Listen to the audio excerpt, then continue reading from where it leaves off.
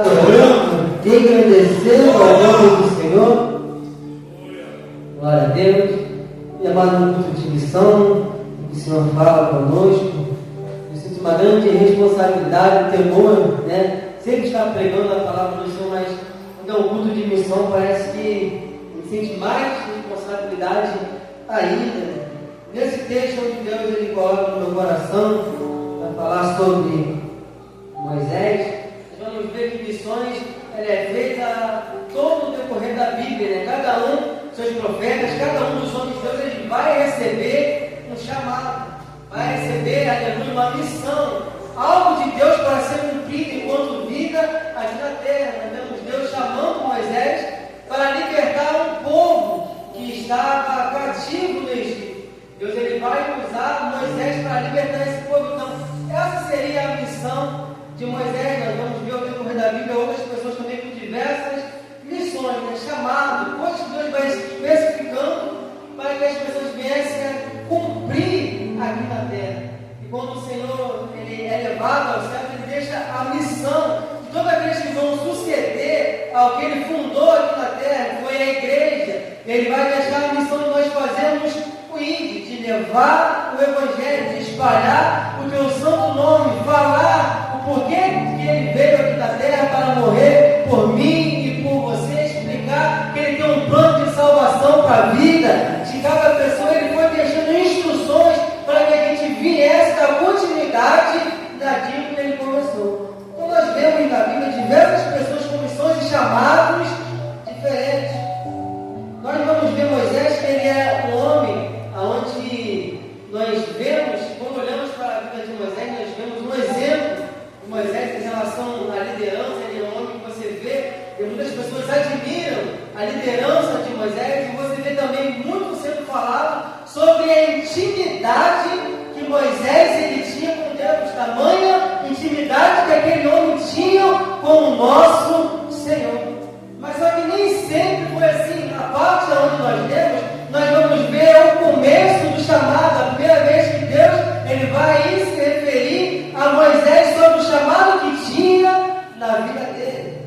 E aí nós lemos Deus falando com Moisés, explicando para Moisés o que iria fazer através da vida dele. Aí Moisés vai dizer a Deus: quem sou eu para que vá a Faraó e para que tire os filhos de Israel do Egito?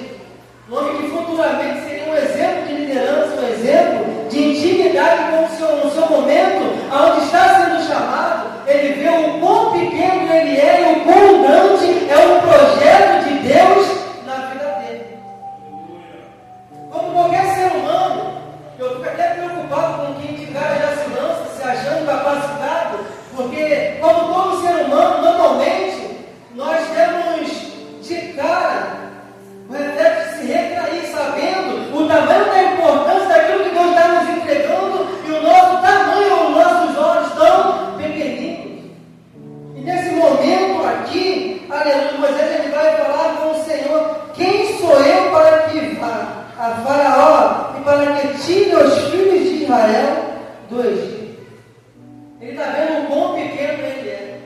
E nesse momento aqui, Deus dá uma resposta para ele, que muitas vezes é uma resposta que nós, como instrutores, como pessoas que temos que ensinar, muitas das vezes não damos. Que ele vai falar assim: e disse Deus a Moisés: certamente estarei contigo.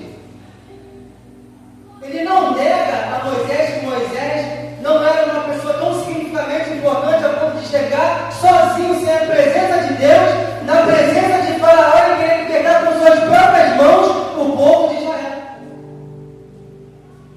Ele vai falar certamente, ou seja, realmente, quem é você?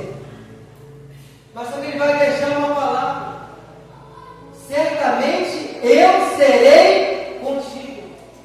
Ele está falando: Moisés, não é sobre você, Moisés, não é sobre o seu tamanho, não é sobre o que você pode fazer, é sobre quem eu sou, é sobre o meu plano, é sobre o meu projeto, é sobre aquilo que eu quero fazer.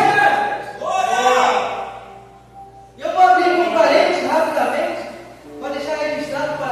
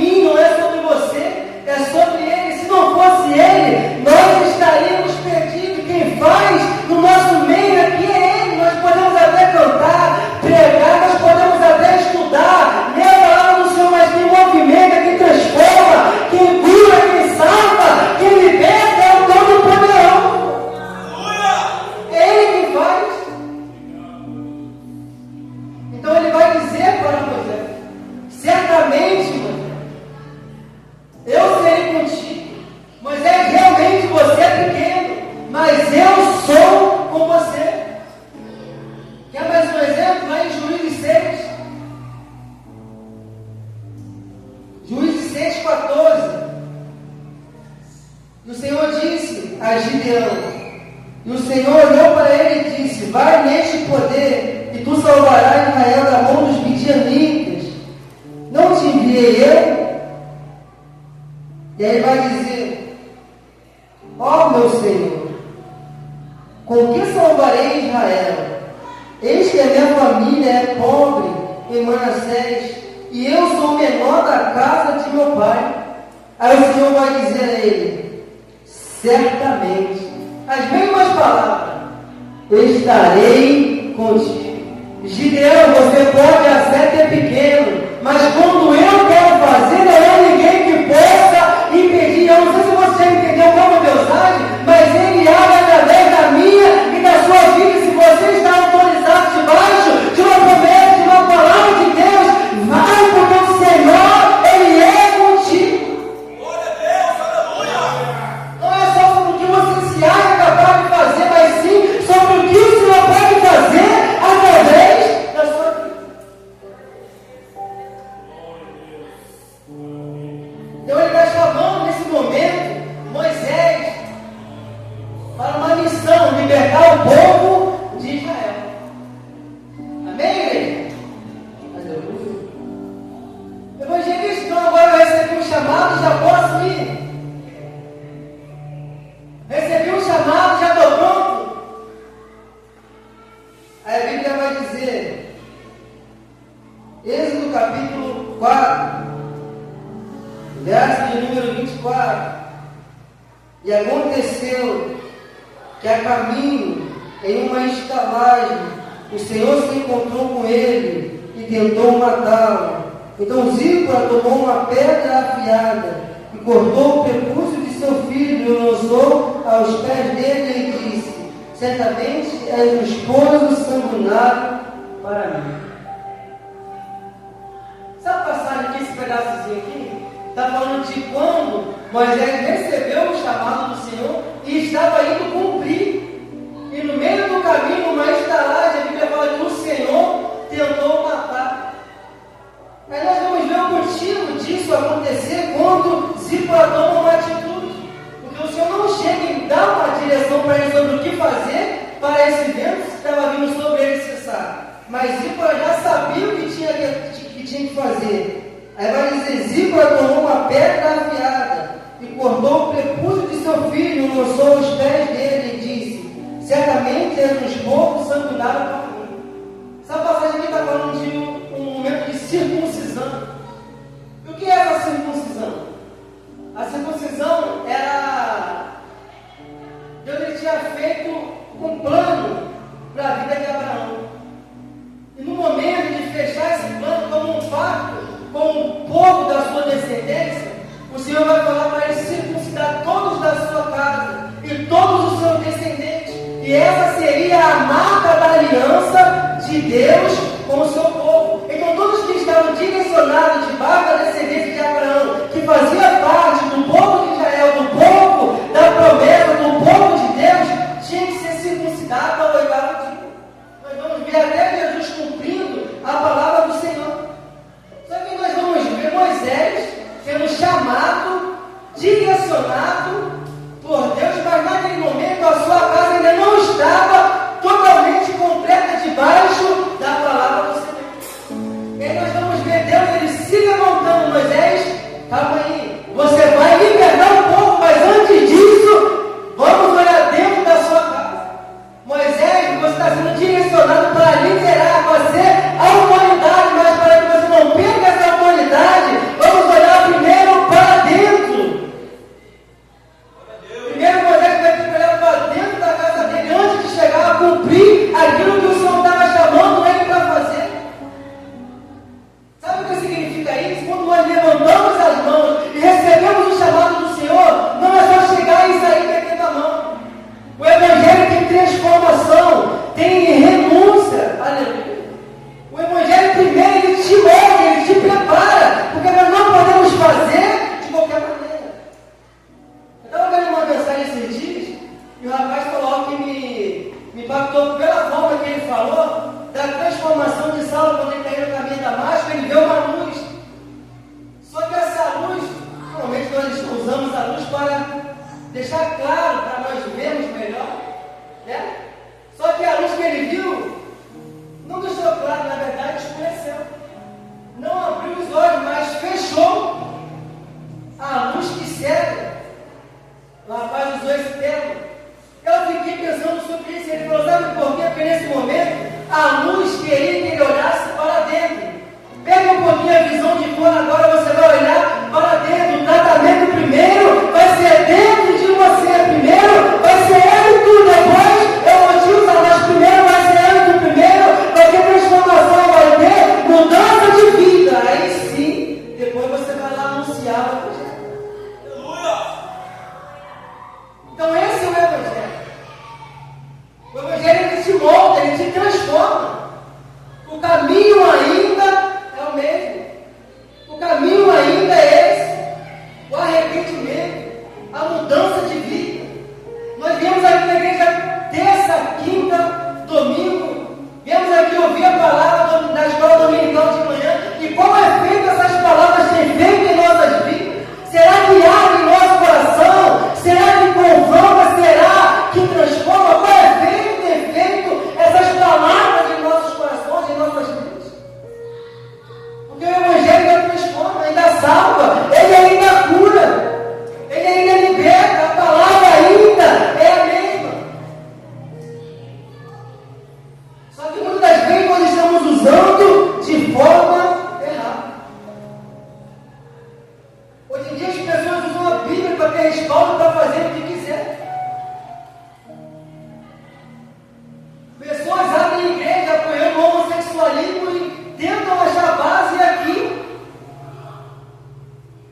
Tentam achar base dentro da Bíblia, tentam explicar o ponto de vista deles em cima de alguma passagem, trazendo alguma heresia, tentando adaptar o Evangelho à vida dele. Mas o Evangelho não é esse. Nós temos que adaptar a nossa vida ao Evangelho.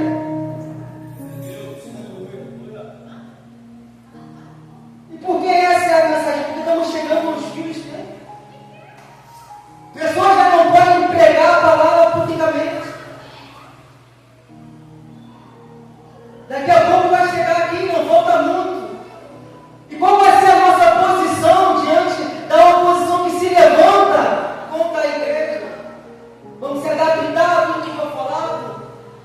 Vamos aceitar, vamos transformar o Evangelho para não morrer, para não ser perseguido, para não ser caçado.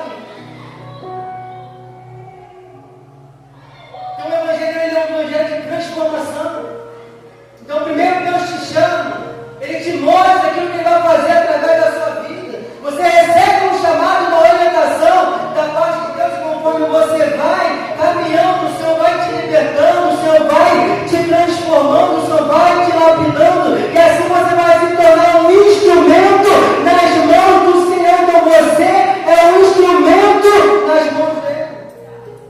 Então se prepara, estuda, se separa, se consagre para ser um instrumento nas mãos dele. Antigamente você via que quando era dia de culto, quem ia dirigir, quem ia pregar, quem ia louvar, quem fosse do ministério de louvor. Hoje tem culto, hoje eu vou me separar, hoje eu vou tirar um dia para fazer jejum, vou tirar um momento de meditação de dados. Hoje muitas vezes você não vê mais isso acontecer. O período de separação. Fazer um jejum hoje em dia, 3 horas é um sacrifício. Antigamente, 3, 4 horas não era nem considerado um jejum.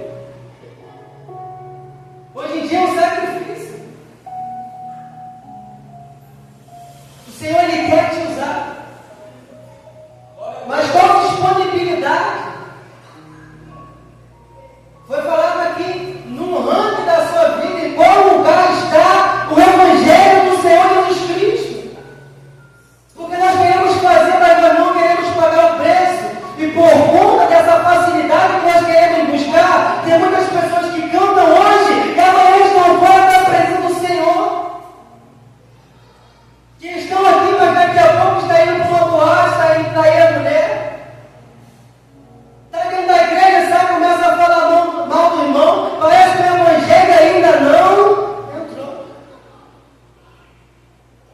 Não teve uma transformação. É por isso que você vê pessoas lotadas, porque hoje em dia parece que as pessoas dão mais prioridade para os dons. Chega na igreja hoje, tem dom, já toma. Cargo, louvor, prega. Mas a pessoa ainda não aprendeu sobre o verdadeiro evangelho ainda. Estão priorizando os dons. Porque quem tem dom é aceito em mais lugares. Quem tem dons consegue fazer amizade com mais facilidade. É aceito em certas rodas com mais facilidade.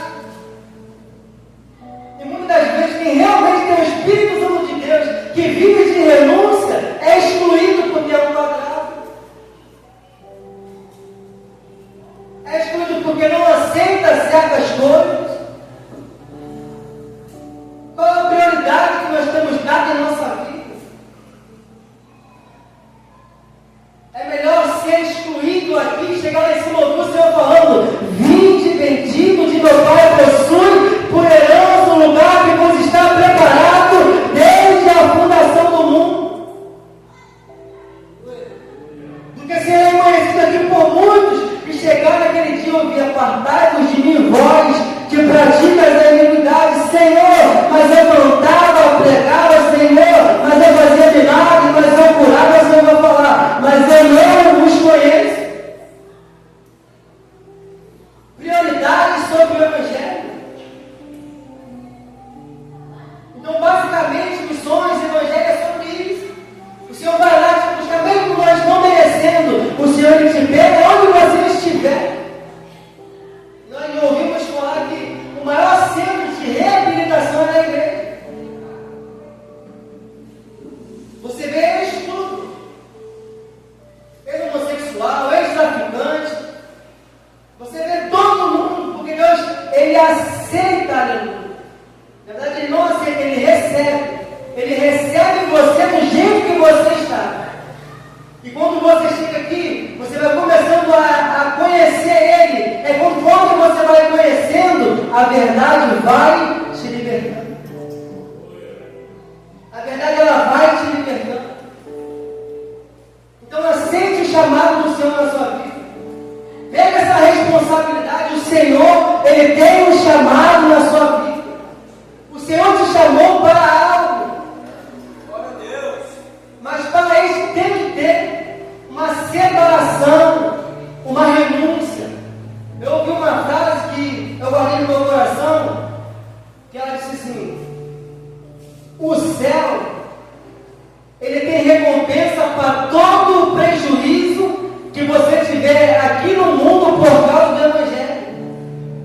Mas ninguém pode recompensar um céu perdido. O céu tem recompensa para todo o prejuízo que você tiver aqui no mundo por causa do Evangelho. Mas ninguém pode te recompensar o céu perdido. Então, fazer pelo Senhor, negar certas coisas pelo Senhor, abrir mão de coisas pelo Senhor, vai valer a pena. Naquele grande dia, vai valer a pena, por mais difícil que seja, por mais sacrificante que seja. Aleluia, você vai chegar e você vai falar: ainda bem, graças a Deus, aleluia. Eu não desisti, eu permaneci fiel, eu consegui em meio às lutas, em meio a dificuldades, em meio aos levantes do inimigo, mas eu permaneci de pé. Glória a Deus, aleluia. Então nós vemos Moisés recebendo um chamado, se consertando para cumprir o chamado do Senhor, e aí nós vamos ver o Senhor operando através da sua